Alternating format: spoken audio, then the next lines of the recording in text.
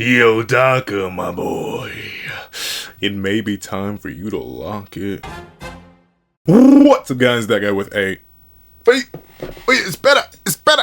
Pencil here. Fun fact, I do happen to have a tilted camera for some reason, but I also do happen to have it on me and keep it on me at all times. And another fun fact, I don't know. Shinobi Undercover, the one thing it was losing me on was Yodaka being like a teeny tiny bit too broken. Like I love too broken, a little too up. I get he's meant to be the strongest of his crew. Now we know he's in like one of the single digit number squads, which means he's like of the top line. Obviously, he's the basis of strength for his entire group. He is clearly the strongest.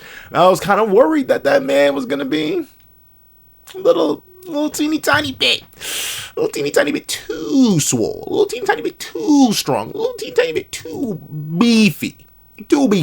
But luckily enough, it looks like we're finally balancing the narrative around him, and that makes me happy. I love to see a main character struggle. So let's not waste any more time, and let's hop right into chapter 24, Red KAWASEMI. Interesting, so he's meant to be red now. I wonder what color his eyes are. Are they purple? Let's see. He turned red? I'm guessing, like, because that's the thing. This universe does have a power system, like the whole Kekai thing, but like, I wonder, like, what their biological excuse is. Because they excuse Suzume's abilities as them, like, unhinging their bones and stretching their body out. But for KAWASEMI, like, is he just pumping his blood to the maximum? And maybe that's why he says it always gives him such a splitting headache or a throbbing headache, because he digs his fingers into his head, removes all limitations of the human body, and then thusly bursts red because his blood is pumping that fast and that quickly. Let's see. He turned red? Okay, Yodaka goes in for the swipe. The swipe seems to land. Ooh, but the... Oh, you know I love me a good speedster. I love me a good speed. I already wanted KAWASEMI's fit, bro. I already wanted to yank his fit, like, just immediately. Like, give me the fit right now. But oh my. He's got the fit, he's got the speed, he's got the carrot inside, he's got an axe. He's moving different. Let's see. Oh yeah, that sting. And after image, he's moving so fast, I thought it was really him. That is crazy. Because Yodaka, like, the thing about Yodaka is that he's noted to be at, like, the, not necessarily the limit of human power. Like, we've seen characters relative to him. But, like, all of his stats are meant to be, like, top of the line, prime stuff there. So if he's, like, and after image, he's moving so fast, I thought it was really him. That is crazy. Okay, KAWASEMI, or Red KAWASEMI, I see you. Let's see. What? Didn't think I could get out of the way fast enough? No. Honestly, like, he was kind of body bagging you a bit. Like, what kind of multiplier is this? Is this a Super Saiyan tier multiplier? You better, and he does hit him with the overhead kick. Darn, alright. And notably, he's, like, still kind of holding back. Obviously, with this kind of speed gap, he could just slice Yodaka's head off. And, like, obviously, you know, he's not gonna do that because Yodaka's the main character. But, like, in universe, if he really wanted Yodaka's head, he could have taken Yodaka's head in this moment. He's having whole conversations and he's speed blitzing them. That's crazy. Let's see. Boom! Ugh! You doubted I could dodge it, so you were too slow to catch my counterattack. It is weird, and I talk about this exclusively in fighting game terms all the time, but I'm going to bring it up again. It truly is a matter of information and how well you know your opponent. Obviously, there are different levels to how quickly you can apply information you learn, like learning your opponent's habits and how they react to certain stimuli, and like, do you need to use 50-50s against them? Do you have to go all the way to a 4-way mix-up to break them open? Like, there are things like that. But it is truly a lack of information and a lack of ability to adjust in time that can cost you big. I've lost entire matches just because I couldn't download my opponent fast enough. Ranked matches against friends, if they're playing a character I don't fully understand, I don't fully know the capabilities of, and I don't know your playstyle, there's a high likelihood you are going to, let's just say, take your boy for a walk. It can get real bad. Let's see. Ugh, you doubted I could dodge it, so you were too slow to catch my counterattack. Ugh, oh wow, his mask fell off too. Okay, Yodaka takes some damage. Then first Toby, now KAWASEMI. Okay, let's see. Yodaka get cooked a little bit. Let's see. Ugh. You gotta move in a way that won't disturb the smoke, and talk in a way that doesn't give away where you are. That's the hard. I don't get that. I mean, like, no, because I feel like, well, maybe. It's hard to tell. When you're in an echoey room, it's kind of easy to trick people on where you're talking from, because as long as it all sounds even and it starts bouncing off the walls, most people, like, they aren't.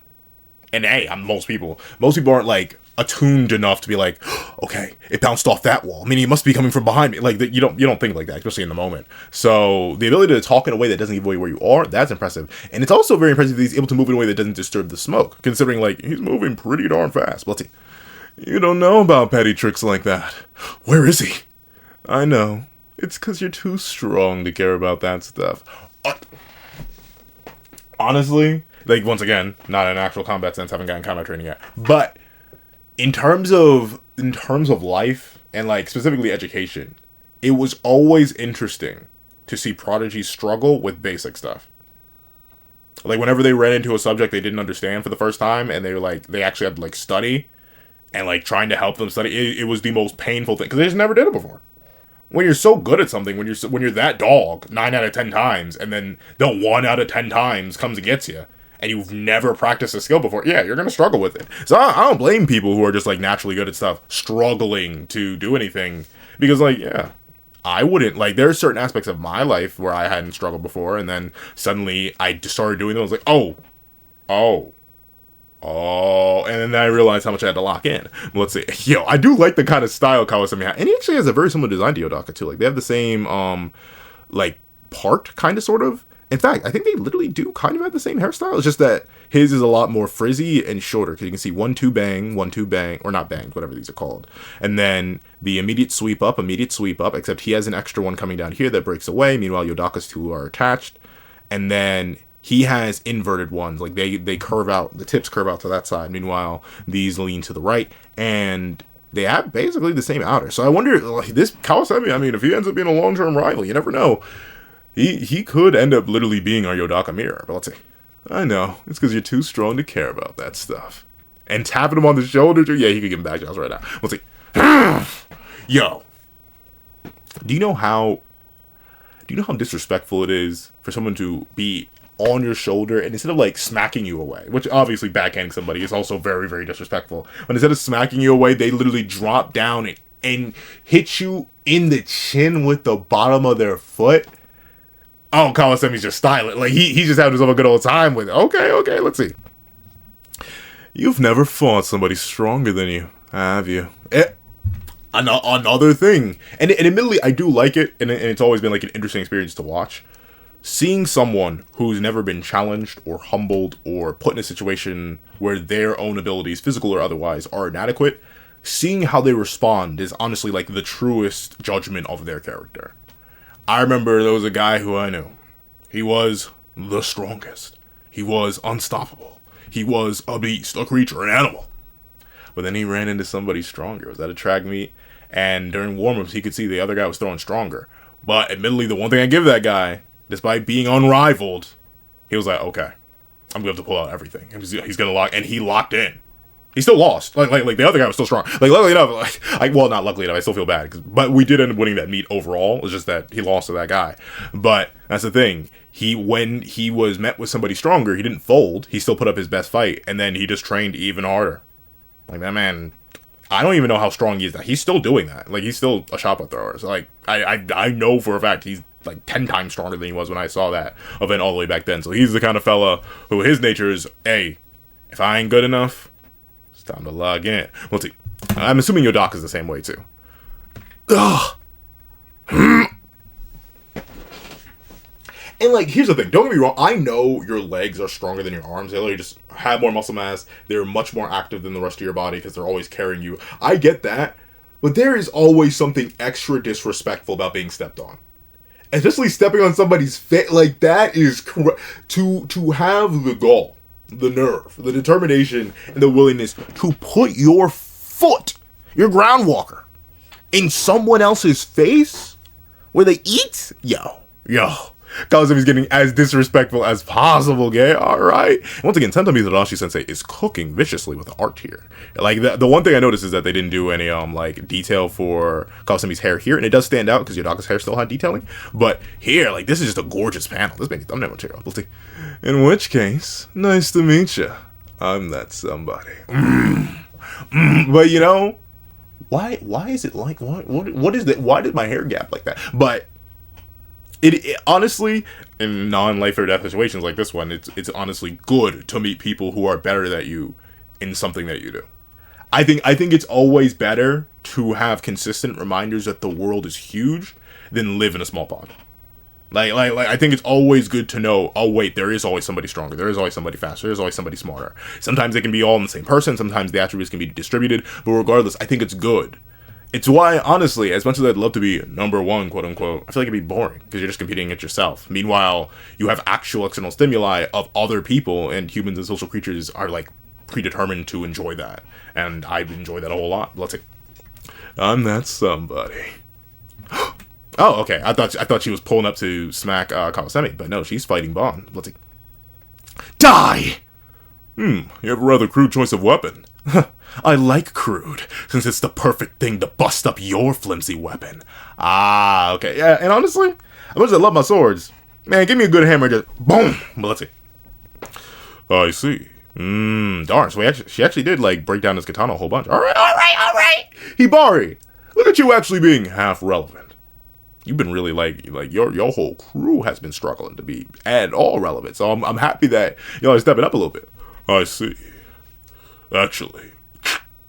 Ah, okay. So he sprays his blood on her. Alright, that makes it. Like, this is the, honestly, I'd be spamming my unique tech too. It's really considering, it seems like in the ninja world, obviously, there are varieties of weak and random tech, or just a variety of tech in general. If I had a unique one, especially something as lethal as his poison, yeah, I'd be spamming at every opportunity. Yeah, I'm not fighting you fairly. What is this? We're a ninja, gang. Just, like, it's kind of like, I gotta find something else to relate things to other than fighting games. But it's kind of like when you figure out, like, one good combo, or you figure out one good mix-up, and the people you're playing, it's like, mix it up, do something different. Why? If you keep getting hit high, I'm going to keep going high on this 50-50.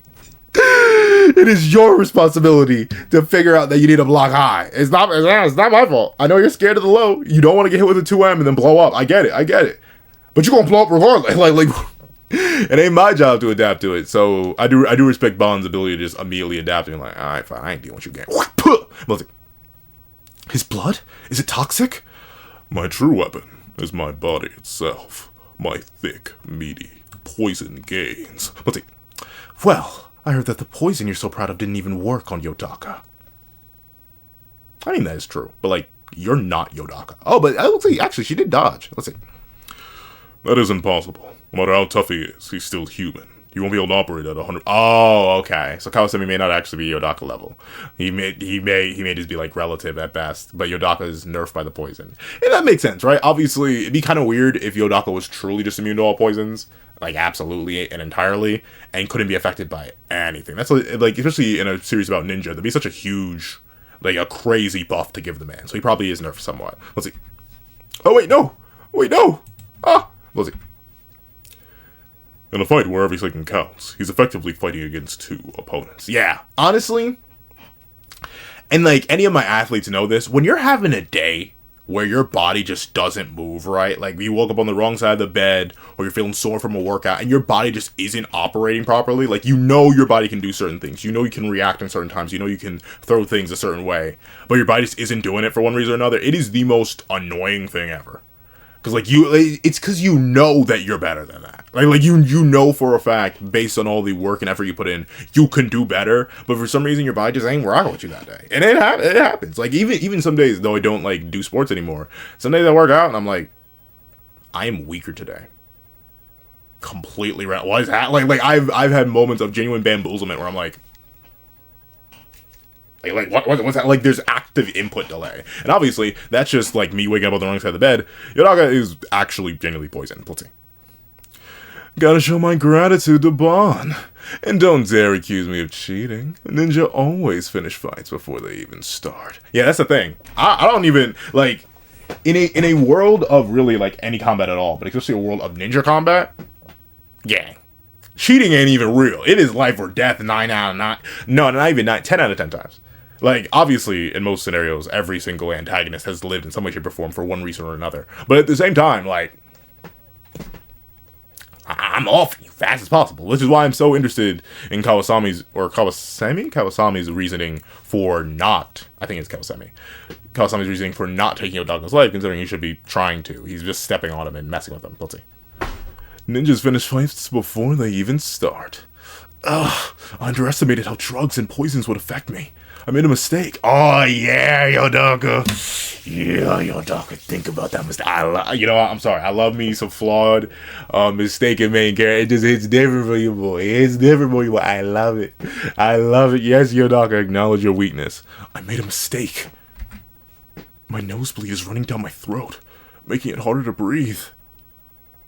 That is, like, admittedly, I've only nosebled a couple times in my life. Like, I know some people, like, the slightest bit of pressure to their face will cause them to nosebleed. Like, they can even, like, blow their nose and start nosebleeding. Like, that's awful. But, like, whenever I do nosebleed, and it's never necessarily dripped down my throat, but it has always felt weird. Because, like, you can almost feel the hole that opened up in your body to produce the blood. I don't know. Every time I've ever started bleeding, like, for example, I have this, it's healing mostly, but I had this like cut on my thumb from when I was opening up a stick can of sweetening condensed milk, and like for the entire time while it was bleeding, as I was trying to hold it shut, I could just feel my blood pumping out. Like whenever that's on the face or like the neck or any area that's like extra sensitive, my hands, they're hands, like they're sensitive enough, but they don't really feel as much as any sort of facial features. It is rough. Let's see, and the inside of my mouth, what's that? My tooth is broken. Oh. Your dog is old enough to have his permanent teeth too. No, that sucks. I don't know. I love my teeth. Yeah, I love it. Like that's the thing. I try to take as much care of them as I can. What I need to start doing. I typically only brush in the morning and then just go do what I got to do. But I really should start brushing, flossing, and Listerine in the morning and not just at night. I always do it right before I go to bed because I try to keep my teeth as clean as possible because I was warned about your teeth. Also, I already have like a filling in one of them because I was very reckless when I was younger. So like I don't want them to get jacked up anymore. I love eating too much. I cannot sack the teeth. So losing a tooth, ooh, that hurts. Let's see. I hurt all over. I want to get back above ground. My body won't move. Yep, the body won't move the way you want it to. I'm gonna lose at this rate. Is everyone else okay? All the stuff I'm worried about is making it hard to think. Okay. Nice. This is an interesting perspective. Seeing him laid out on the ground, looking through the floor itself. That's neat. Once again, Tadami Tadashi sounds like they're cooking. Let's see. What is up with this guy? He's so powerful. OP. What am I supposed to do? When? Lock in, gang. Like what you mean? What you supposed to do? What is behind? Come on now, Yodaka. You are the Shinobi Undercover. You're the Shinobi Undercover gang. You gotta lock in. Let's see. What am I supposed to do? Alright. Fine. Okay, so yeah, he is still trying to get Yodaka to join him. Alright. Final offer. Yodaka, come join my side. You want to save Al, right? Ain't that right? Well, same here. Oh, really? Are you capping? Why do I feel like you're capping? No way. What? Let's see. Well, same here.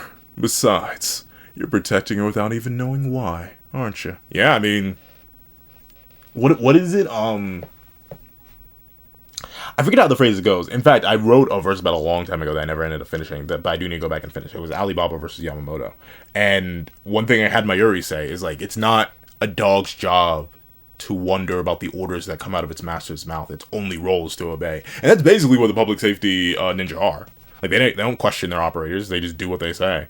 So, yeah, he was given the order to protect Al, and now he's protecting her. Of course, he's developed feelings for Al on top of that. But still, he's just following the mission he was given. Let's see. You're protecting without even knowing why, aren't you? But of course you wouldn't, since the ninja and public safety aren't a united front. The ninja take public safety's missions, and public safety keeps the ninja tradition alive. They're two separate bodies working together in their own respective interests. Oh, okay, so symbiosis. Interesting. I guess because the public safety or the government has the power, or the power and the money and the influence. Meanwhile, the ninja have just like the raw stats and unique abilities. Let's see. Public safety understands better than anyone how terrifying ninja can actually be. 'Cause you make us your enemies, and we'll kill you before you know the fight even started. That's the thing. Like, it is mad dangerous to deal with a ninja. Or even just, like, getting snuck in general is, like, a horrible thing. Because 9 out of 10 times, you're cooked. Like, you could take you could sneak, what's his name, Brian Shaw, like, the strongest guy on the planet. You hit him over the back of the head with a baseball bat when he's not expecting it. He's done. He's cooked. You can just... like, if you really want to. So ultimately, all the strength, all the protection, all that, none of that matters if you can get snuck. And obviously, the ninja's whole thing is sneaking people. They are literally Sneak Nation. So yeah, I don't blame public safety. Especially considering in this universe they have unique powers and abilities, like poison blood and extendable arms and the ability to go into like a weird Oni Super Saiyan state. Yeah, like, yeah, obviously, I'd be worried about them too. I'd want to keep a leash on them too. But the question is, Who do you work for, Kawasemi? Obviously, you don't work for public safety, but what organization are you working for? Because I don't think you're the boss. We'll see. But public safety doesn't trust the ninja. The fact that you're assigned to Ao without knowing why is proof enough. Yeah, I mean...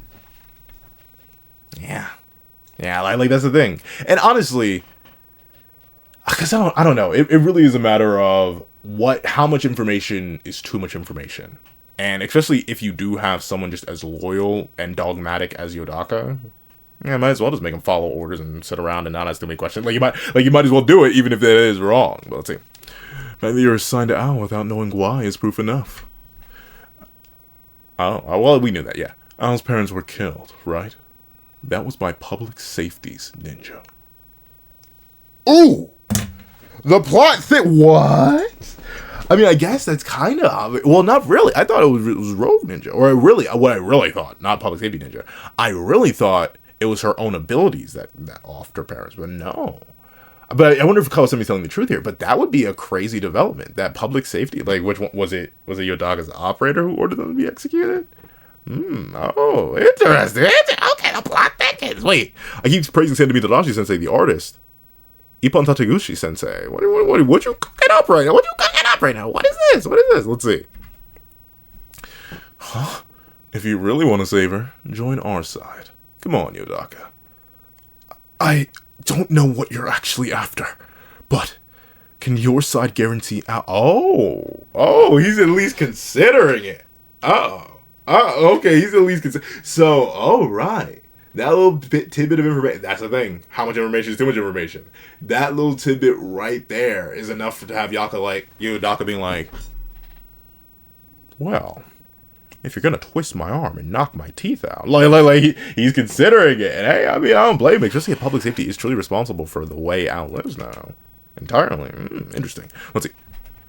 But can you guarantee your side... Guaranteed Ao will be able to live her regular life? Will she get the normal life she wants with you guys? Of course not. But I can guarantee she'll live.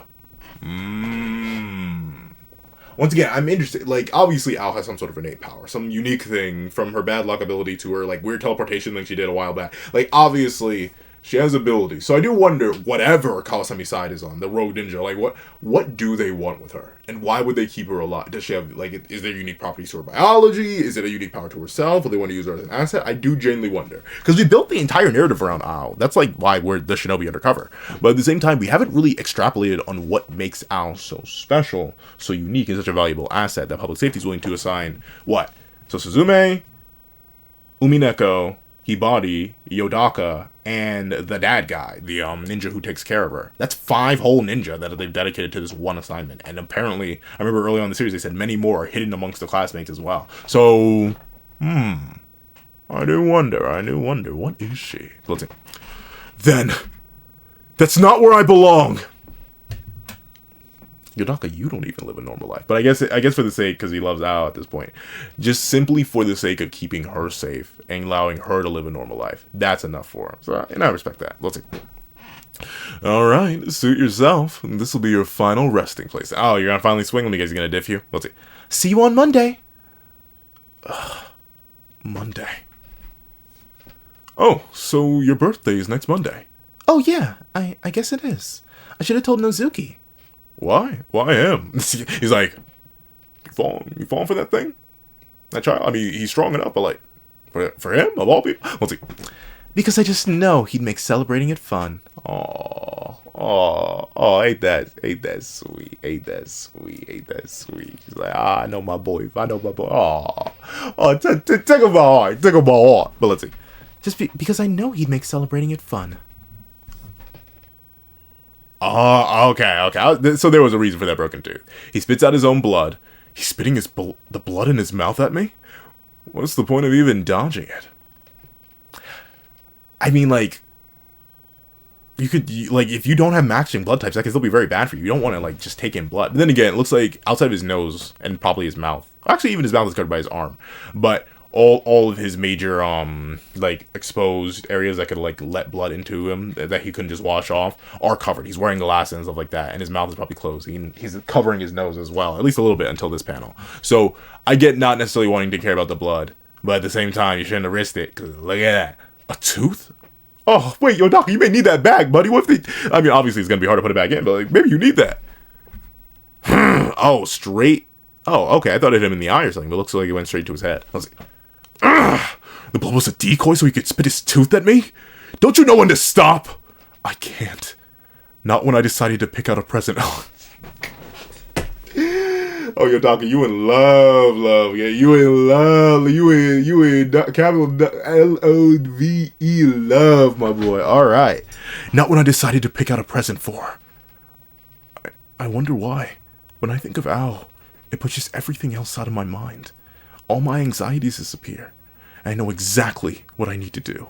Because you in love, my boy. Which is funny, because typically love, like, clouds judgment. I don't know. I remember when I was in love, or, like people, like, my judgment and my abilities, you know, I was talking earlier about, like, the body not doing what you wanted to do. All my social abilities just vanished. Physical, I vanished. Like, I don't know. I fumbled badly when I was younger, whenever I was first, like, falling in love or liking people. Let's see. I know exactly what I need to do. Next Monday, I'm going to see Ao, and you can't stop me. I don't know, he's low-key whooping you. It doesn't look like that tooth did too much damage. Huh? Oh, the roof is cracking? What's happening? What do you think you're doing, Hibari? Huh? OP? Yodaka? OP! Oh, okay, so wow. Alright, so Yodaka may genuinely need to jump Kawasemi.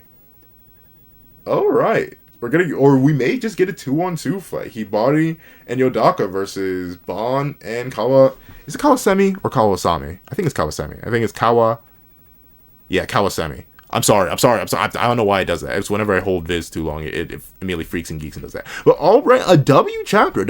Obviously, this is, like, they justified it. Yodaka is nerfed here. Presumably, he would be more relative to Kawasemi if he wasn't nerfed.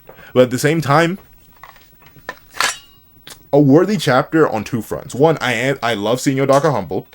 He's been a little bit too broken, so that man, he had to get knocked down a couple pegs. He had to feel it. And if he's feeling it, if he lost a tooth for it, that's good. I love me a more balanced main character.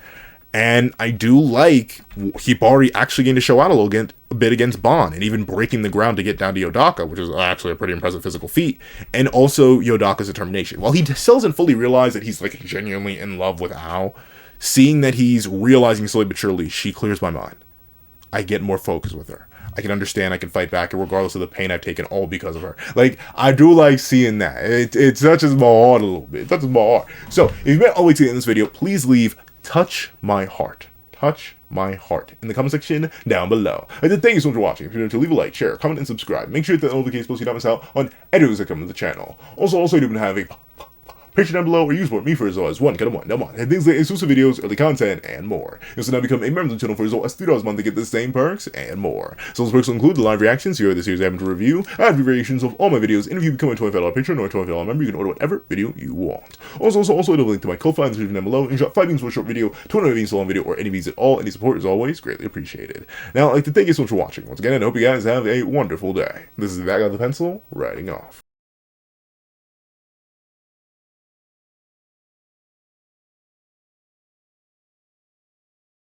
I'd like to thank you to our sketch tier members: Greyhound, Eternal Flame, Red Wolf 4765, Astro, Super Flame Zero, Glacier XZ, Zeta, Brandon Payne, J2MA, Gyomi, Yuki Ally, Buddha Uda, Azo 2404, Planet Grown, G Prosper, and Striker Man. Then I'd like to thank you to our line art tier patrons: Sean, Nirvana Igneel, Midnight Lord 21, Kevin Encarnacion, and A+A. And I'd like to give a big thank you to our Ink tier members: Fine, Austin Wimberly, A Uchiha, Carlo Alaimo, and Grim. And I'd like to give a massive thank you to our digital art tier members: J Warrior and AZ Void. Then I'd like to give a and thank you to our colored art tier patrons: Joaquin Munoz and Joaquin Munoz. And finally, I gotta give the biggest, juiciest, heftiest, and most meaty, sloppiest thank you to our glorious, ultimate, that guy with a pencil tier patron, Calvin Elder.